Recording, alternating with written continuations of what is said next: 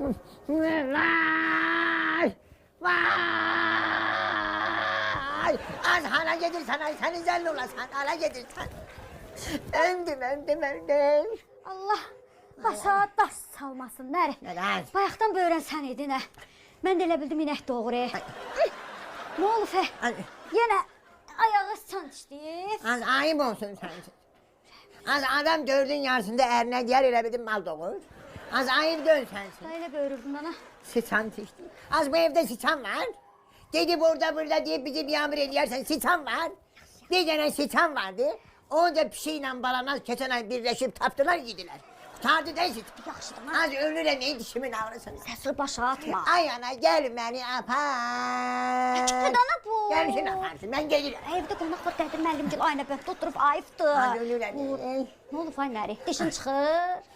Az benim diş çıkardan yaşım değil. Ben oğlum. Az benim 6 yaşım var, benim 5 yaşım var. Benim diş çıkaran vaxtında sen izlerinde olasan. Az en dişim süreyim.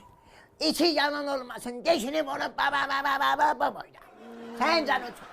Ne yiyirəm şu pultuyla düşürürsün. Nəri? Az elə bir ağacdala yuvasın. Sağ yaxşı olur nəri? Ay, Sən həmişə beləsən, yada gəlir keçən il ağıl dişi çıxardırdın ha. 2 gün o qədər konfet yedin ki, dişin çürük oldu. Necə ki mənim ömrümü çürük eləyibsən. Bax elə. Bəs Yaxşı. Bəs. Qoyum pambıq yandırıb gətirim. Yaxşı Sürüşmə da, yaxşı ta, Ne? ayıbdır, kiri. Get pambıq Gedib indi pambıq yandırıb gətirərəm, eləyərsən dişin ağrısı kəsə. Yeni. Qoyma deyə yaxşı. Yeni. Seni zenin olasan.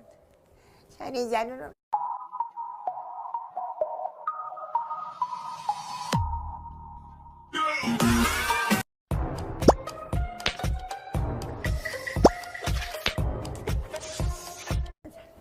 Bananas.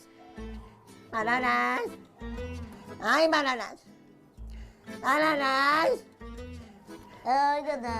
Ay bana sen sanırmıram. Yok.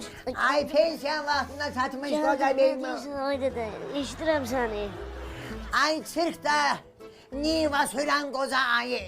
İştirəm də ay dede. Söz Ay su itinin yuvasına girmiş pingedin balası. Sen çağırmıram. Sen çağırmıram ayağını oturmadan. Oturmadan olur. Deden ölür, sənə vəsiyyət eləmək istəyirəm. Yaxşı da ay dede. Sən də hər dəfə dişin ağrıyanda məni çağırıb vəsiyyət edirsən. Qutar da bu vəsiyyət söhbətin.